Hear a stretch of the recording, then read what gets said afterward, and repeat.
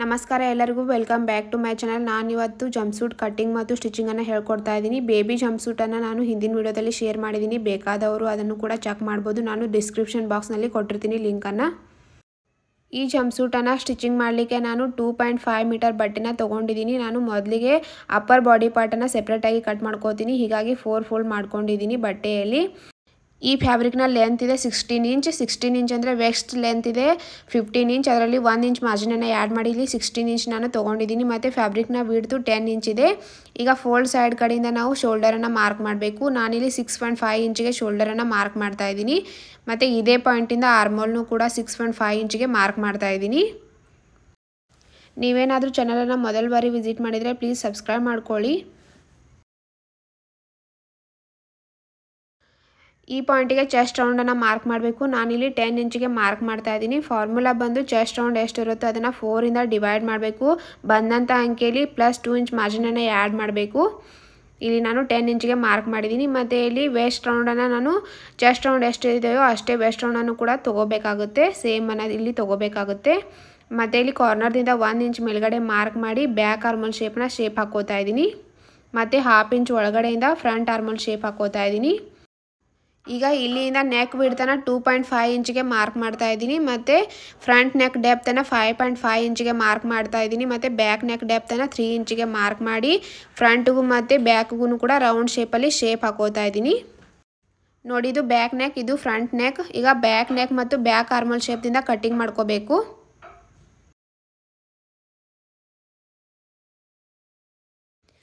ಈಗ ಇದನ್ನು ಓಪನ್ ಮಾಡಿಕೊಂಡು ಬ್ಯಾಕ್ ಪಾರ್ಟನ್ನು ಸೈಡಿಗೆ ತೆಗೆದಿಟ್ಕೊಂಡು ಫ್ರಂಟ್ ನೆಕ್ ಮತ್ತು ಫ್ರಂಟ್ ಆರ್ಮೋಲ್ ಶೇಪನ್ನು ಕಟ್ಟಿಂಗ್ ಮಾಡ್ಕೋಬೇಕು.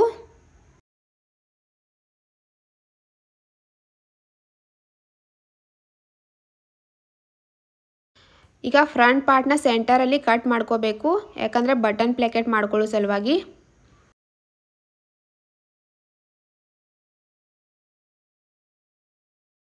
ನೋಡಿ, ಫ್ರಂಟ್ ಪಾರ್ಟಲ್ಲಿ 2 ಫ್ಯಾಬ್ರಿಕ್ ಪೀಸ್ ಬಂದಿವೆ ಈ ರೀತಿಯಾಗಿ. ಇದನ್ನು ಯಾವ ರೀತಿಯಾಗಿ ಸ್ಟಿಚ್ ಮಾಡಬೇಕು ಅಂತ ನಾನು ಆಮೇಲೆ ಹೇಳ್ಕೊಡ್ತೀನಿ. ಈಗ ಬಾಟಮ್ ಪಾರ್ಟನ್ನು ಕಟ್ಟಿಂಗ್ ಮಾಡ್ಕೊಳ್ಳೋಣ. ಬಾಟಮ್ ಪಾರ್ಟ್ ಫ್ಯಾಬ್ರಿಕಲ್ಲಿ ನಾನು 4 ಫೋಲ್ಡ್ ಮಾಡ್ಕೊಂಡಿದ್ದೀನಿ. ಈ ಕಡೆ ಓಪನ್ ಸೈಡ್ ಇದೆ, ಈ ಕಡೆ ಫೋಲ್ಡ್ ಸೈಡ್ ಇದೆ.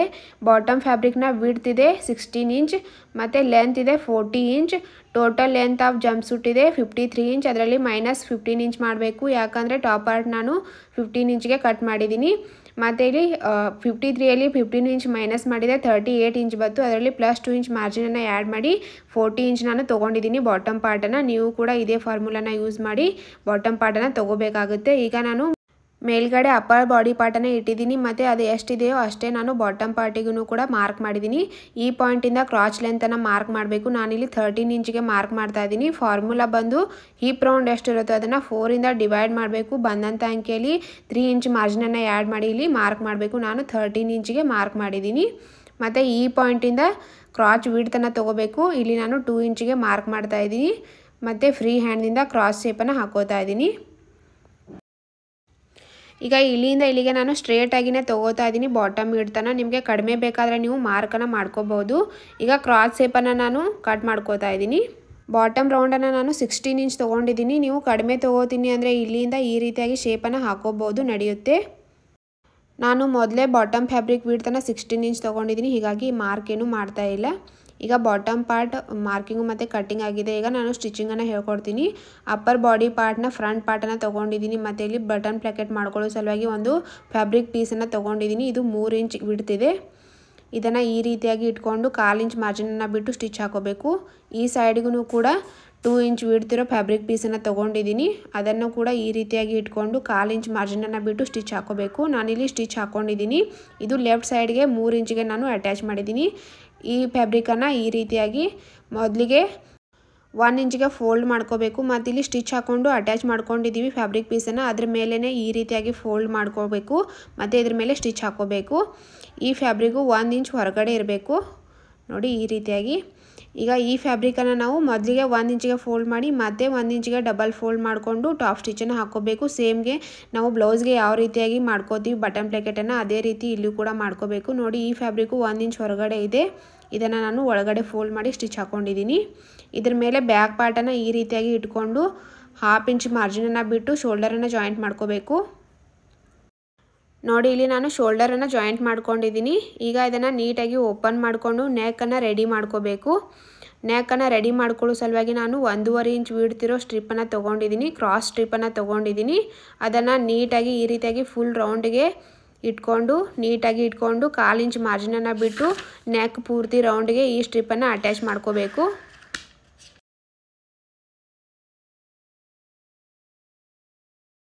ನೋಡಿ ಇಲ್ಲಿ ನಾನು ಪೂರ್ತಿ ರೌಂಡಲ್ಲಿ ಸ್ಟಿಚ್ಚನ್ನು ಹಾಕ್ಕೊಂಡಿದ್ದೀನಿ. ಅದನ್ನು ಈ ರೀತಿಯಾಗಿ ನಾವು ಡಬಲ್ ಫೋಲ್ಡ್ ಮಾಡಿಕೊಂಡು ಟಾಪ್ ಸ್ಟಿಚ್ ಹಾಕೋಬೇಕು ಪೂರ್ತಿ ನೆಕ್ಗೆ. ಬನ್ನಿ ಇದನ್ನು ನಾನು ಮಷಿನ್ ಮೇಲೆ ಸ್ಟಿಚ್ ಮಾಡಿ ತೋರಿಸ್ತೀನಿ ನಿಮಗೆ ಯಾವ ರೀತಿಯಾಗಿ ಸ್ಟಿಚ್ ಹಾಕೋಬೇಕು ಅಂತ. ನೋಡಿ ಇಲ್ಲಿ ನಾನು ಸ್ಟಿಚ್ ಹಾಕ್ಕೊಂಡು ಅಟ್ಯಾಚ್ ಮಾಡ್ಕೊಂಡಿದ್ದೀನಿ ಫ್ಯಾಬ್ರಿಕ್ ಪೀಸನ್ನು. ಅದನ್ನು ಈ ರೀತಿಯಾಗಿ ಉಲ್ಟಾ ಮಾಡಿಕೊಂಡು ಮೊದಲಿಗೆ ಈ ರೀತಿಯಾಗಿ 2 ಫೋಲ್ಡ್ ಮಾಡಿಕೊಂಡು ಆಮೇಲೆ ಸ್ಟಿಚ್ ಹಾಕೋಬೇಕು. ಇದೇ ರೀತಿ ಡಬಲ್ ಫೋಲ್ಡ್ ಮಾಡ್ಕೊತ ಪೂರ್ತಿ ನೆಕ್ಗೆ ಸ್ಟಿಚ್ಚನ್ನು ಹಾಕ್ಕೊತ ಹೋಗಬೇಕು.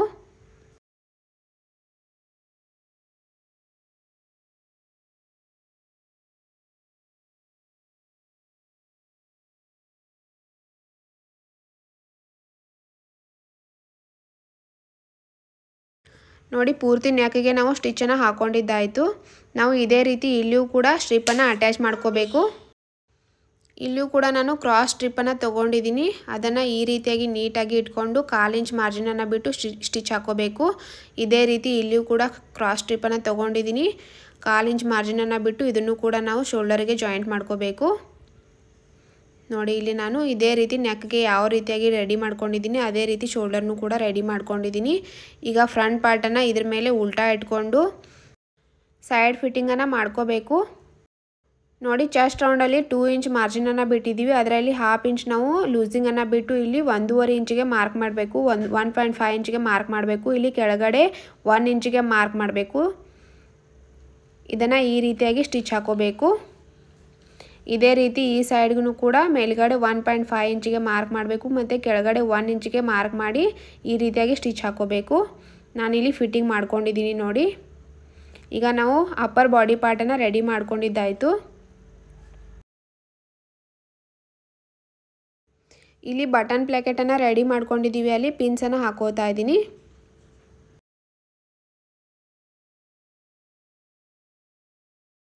ಈಗ ಬಾಟಮ್ ಪಾರ್ಟನ್ನು ಸ್ಟಿಚಿಂಗ್ ಮಾಡ್ಕೋಬೇಕು. ಬಾಟಮ್ ಪಾರ್ಟಲ್ಲಿ 2 ಫ್ಯಾಬ್ರಿಕ್ ಪೀಸ್ ಬಂದಿವೆ.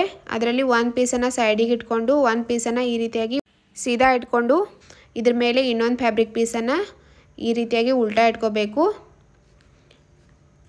ಮತ್ತು ಈ ರೀತಿಯಾಗಿ ಕ್ರಾಸ್ ಸೈಡನ್ನು ಸ್ಟಿಚ್ ಮಾಡ್ಕೋಬೇಕು. ನೆನಪಿರಲಿ ಬಟ್ಟೆಯ ಸೀದಾ ಸೈಡು ಒಳಗಡೆ ಇದೆ. ಈಗ 2 ಕ್ರಾಸ್ ಸೈಡನ್ನು ಸ್ಟಿಚಿಂಗ್ ಮಾಡ್ಕೊಂಡಿದ್ದೀವಿ. ಈಗ ಸೆಂಟರ್ದಿಂದ ಹಿಡ್ಕೊಂಡು ಈ ರೀತಿಯಾಗಿ ಓಪನ್ ಮಾಡ್ಕೋಬೇಕು. ಈ ರೀತಿಯಾಗಿ ನೀಟಾಗಿ ಇಟ್ಕೊಂಡು ಸೆಂಟರ್ದಿಂದ ಸ್ಟಿಚ್ ಹಾಕೋಬೇಕು. ಈ ರೀತಿಯಾಗಿ 1/2 ಇಂಚ್ ಮಾರ್ಜಿನನ್ನು ಬಿಟ್ಟು ಸ್ಟಿಚ್ ಹಾಕೋಬೇಕು. ಮತ್ತು ಇಲ್ಲಿ ಬಾಟಮಲ್ಲಿ ಡಬಲ್ ಫೋಲ್ಡ್ ಮಾಡಿ ಪೂರ್ತಿ ರೌಂಡಲ್ಲಿ ಸ್ಟಿಚ್ ಹಾಕೋಬೇಕು. ಇದೇ ರೀತಿ ಈ ಬಾಟಮು ಕೂಡ 2 ಫೋಲ್ಡ್ ಮಾಡಿ ಪೂರ್ತಿ ರೌಂಡಲ್ಲಿ ಸ್ಟಿಚ್ ಹಾಕೋಬೇಕು. ನಾನಿಲ್ಲಿ ಸೆಂಟರಲ್ಲಿ ಕೂಡ ಸ್ಟಿಚ್ ಹಾಕ್ಕೊಂಡಿದ್ದೀನಿ ಮತ್ತು ಬಾಟಮಲ್ಲಿ 2 ಫೋಲ್ಡ್ ಮಾಡಿ ಸ್ಟಿಚ್ ಹಾಕ್ಕೊಂಡಿದ್ದೀನಿ. ನೋಡಿ ಇಲ್ಲಿ ಇದು ಮೇನ್ ಇಂಪಾರ್ಟೆಂಟ್.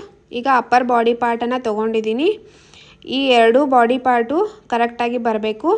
ಇಲ್ಲಾಂದರೆ ನಾವು ಸ್ಟಿಚಿಂಗಲ್ಲಿ ಇದನ್ನು ಸರಿ ಮಾಡ್ಕೋಬೇಕಾಗುತ್ತೆ. ನೋಡಿ ಇಲ್ಲಿ ನಾನು ಕರೆಕ್ಟಾಗಿ ಬರ್ತಾ ಇದೆ 2 ಸೈಡು. ಈಗ ಅಪ್ಪರ್ ಬಾಡಿ ಪಾರ್ಟು ಮತ್ತು ಬಾಟಮ್ ಪಾರ್ಟನ್ನು ನಾವು ಸ್ಟಿಚ್ ಮಾಡ್ಕೋಬೇಕಾಗುತ್ತೆ, ಜಾಯಿಂಟ್ ಮಾಡ್ಕೋಬೇಕಾಗುತ್ತೆ. ಹೀಗಾಗಿ ನಾನು ಬಾಟಮ್ ಪಾರ್ಟನ್ನು ಉಲ್ಟಾ ಇಟ್ಕೊಂಡಿದ್ದೀನಿ ಮತ್ತು ಅಪ್ಪರ್ ಬಾಡಿ ಪಾರ್ಟನ್ನು ಸೀದಾ ಇಟ್ಕೊಂಡು ಅದ್ರ ಒಳಗಡೆ ಈಗ ನಾನು ಅಪ್ಪರ್ ಬಾಡಿ ಪಾರ್ಟನ್ನು ಒಳಗಡೆ ಸೇರಿಸ್ತಾ ಇದ್ದೀನಿ.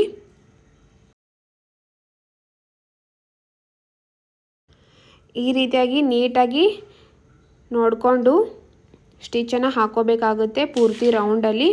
ಇಲ್ಲಿ ನೋಡಿ ಬಟನ್ ಪ್ಲಾಕೆಟ್ ಇದೆ, ಅದನ್ನು ಈ ರೀತಿಯಾಗಿ ಒಂದ್ರ ಮೇಲೆ ಒಂದನ್ನು ಇಟ್ಟು ಆಮೇಲೆ ಸ್ಟಿಚ್ಚನ್ನು ಹಾಕೋಬೇಕಾಗುತ್ತೆ. ಈಗ ನೋಡಿ ನಾನು ಅಪ್ಪರ್ ಬಾಡಿ ಪಾರ್ಟ್ ಮತ್ತು ಬಾಟಮ್ ಪಾರ್ಟನ್ನು ಜಾಯಿಂಟ್ ಮಾಡ್ಕೊಂಡಿದ್ದೀನಿ. ಯಾವ ರೀತಿಯಾಗಿ ಸ್ಟಿಚಿಂಗ್ ಹಾಕ್ಕೊಂಡಿದ್ದೀನಿ ಅಂತ ತೋರಿಸ್ತಾ ಇದ್ದೀನಿ. ಈಗ ನೀಟಾಗಿ ಓಪನ್ ಮಾಡ್ಕೋಬೇಕು. ಈಗ ಇದು ಉಲ್ಟಾ ಇದೆ, ಇದನ್ನು ನಾನು ಸೀದಾ ಮಾಡ್ಕೋತೀನಿ.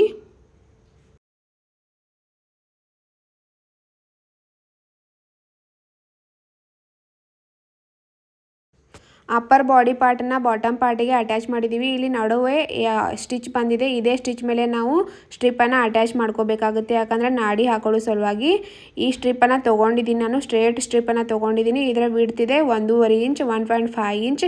ಅದನ್ನು ಈ ರೀತಿಯಾಗಿ ಮೊದಲಿಗೆ ಫೋಲ್ಡ್ ಮಾಡ್ಕೋಬೇಕು ಮತ್ತು ಸೈಡಿಗೆ ಫೋಲ್ಡ್ ಮಾಡ್ಕೋಬೇಕು. ಒಂದು ಸೈಡಿಗೆ ಫೋಲ್ಡ್ ಮಾಡಿಕೊಂಡು ಇಲ್ಲಿ ಸೆಂಟರಲ್ಲಿ ಸ್ಟಿಚ್ ಇದೆ, ಈ ಸ್ಟಿಚ್ಚಿಂದ ನಾವು ಸ್ಟಿಚನ್ನು ಹಾಕ್ಕೊತ ಹೋಗಬೇಕು ಪೂರ್ತಿ ರೌಂಡಲ್ಲಿ. ಇದನ್ನು ನಾನು ಯಾವ ರೀತಿಯಾಗಿ ಸ್ಟಿಚ್ ಹಾಕೋಬೇಕು ಅಂತ ಮಷಿನ್ ಮೇಲೆ ಇಟ್ಟು ತೋರಿಸ್ತೀನಿ.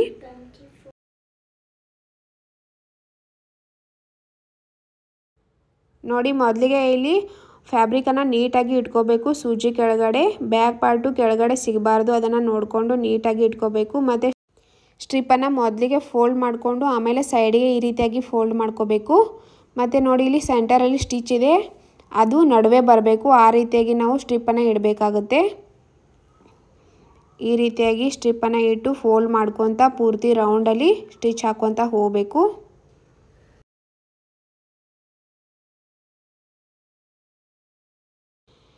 ಈ ರೀತಿಯಾಗಿ 1/2 ಇಂಚಿಗೆ ಫೋಲ್ಡ್ ಮಾಡ್ಕೊತ ಸ್ಟಿಚ್ ಹಾಕ್ಕೊತ ಹೋಗಬೇಕು. ಪೂರ್ತಿ ರೌಂಡಲ್ಲಿ ಸ್ಟಿಚ್ಚನ್ನು ಹಾಕಬೇಕಾಗುತ್ತೆ.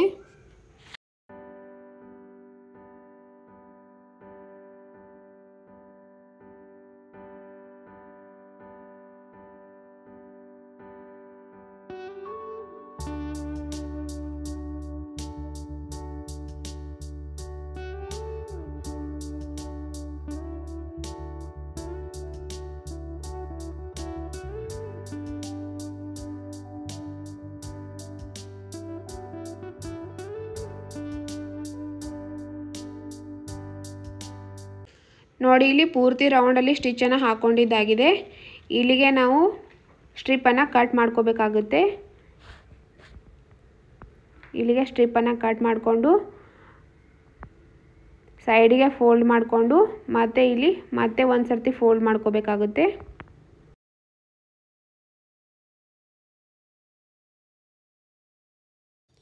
ಇಲ್ಲಿಗೆ ಡಬಲ್ ಸ್ಟಿಚ್ ಹಾಕ್ಕೊಂಡು ಲಾಕ್ ಮಾಡ್ಕೋಬೇಕು. ಈಗ ಒಂದು ಸೈಡಿಗೆ ನಾವು ಫೋಲ್ಡ್ ಮಾಡಿಕೊಂಡು ಸ್ಟ್ರಿಪ್ಪನ್ನು ಸ್ಟಿಚ್ ಹಾಕ್ಕೊಂಡಿದ್ದಾಯಿತು. ಇದೇ ರೀತಿ ನಾವು ಇನ್ನೊಂದು ಸೈಡಿಗೂ ಕೂಡ ಮತ್ತೆ ಫೋಲ್ಡ್ ಮಾಡಿಕೊಂಡು ಸ್ಟಿಚ್ಚನ್ನು ಹಾಕ್ಕೊತ ಹೋಗಬೇಕಾಗುತ್ತೆ ಪೂರ್ತಿ ರೌಂಡಲ್ಲಿ.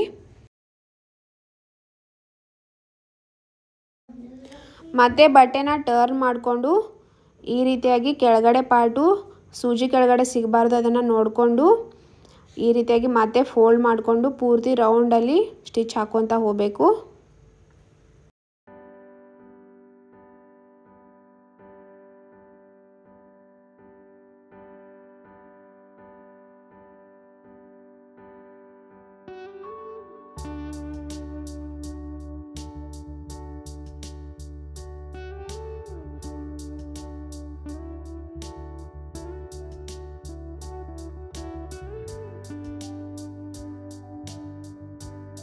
ನೋಡಿ ಫ್ರೆಂಡ್ಸ್, ಇಲ್ಲಿಗೆ ಮುಗೀತು. ಇಲ್ಲಿಗೆ ಡಬಲ್ ಸ್ಟಿಚ್ ಹಾಕ್ಕೊಂಡು ಲಾಕ್ ಮಾಡ್ಕೋಬೇಕು.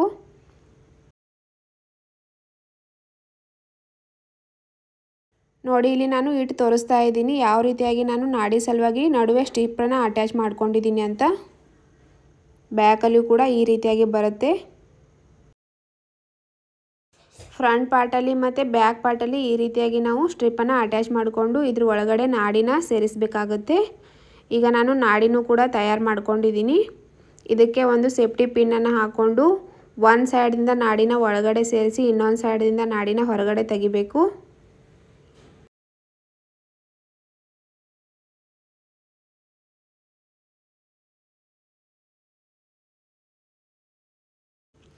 ಸೇಫ್ಟಿ ಪಿನ್ನನ್ನು ಮುಂದುಗಡೆ ಸೇರಿಸಿದಂಗೆ ಬಟ್ಟೆನ ಕೂಡ ಹಿಂದುಗಡೆ ಸರಿಸ್ತಾ ಹೋಗಬೇಕಾಗುತ್ತೆ.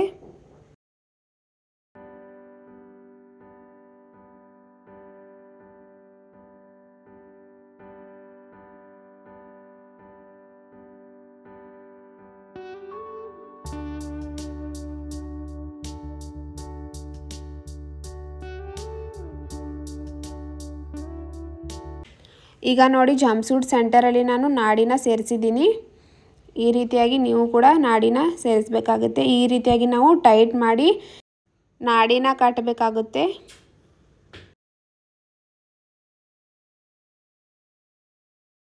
ಮತ್ತು ಇಲ್ಲಿ ಅಪ್ಪರ್ ಪಾರ್ಟಲ್ಲಿ ಬಟನ್ ಪ್ಲಾಕೆಟನ್ನು ರೆಡಿ ಮಾಡಿದ್ದೀವಿ, ಅಲ್ಲಿ ಬಟನ್ಸನ್ನು ಅಟ್ಯಾಚ್ ಮಾಡ್ಕೋಬೇಕು.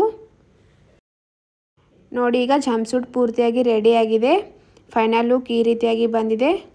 ಇಷ್ಟ ಆದರೆ ಪ್ಲೀಸ್ ಲೈಕ್ ಶೇರ್ ಕಮೆಂಟ್ ಮಾಡಿ, ಹಾಗೆ ಸಬ್ಸ್ಕ್ರೈಬ್ ಮಾಡ್ಕೊಳ್ಳಿ, ಚಾನಲನ್ನು ಸಪೋರ್ಟ್ ಮಾಡಿ. Thank you for watching. ಇದೇ ರೀತಿ ಬೇಬಿ ಜಂಪ್ಸೂಟ್ ವಿಡಿಯೋನ ಕೂಡ ಶೇರ್ ಮಾಡಿದ್ದೀನಿ, ಅದನ್ನು ಕೂಡ ಒಂದ್ಸರ್ತಿ ಚೆಕ್ ಮಾಡಿ.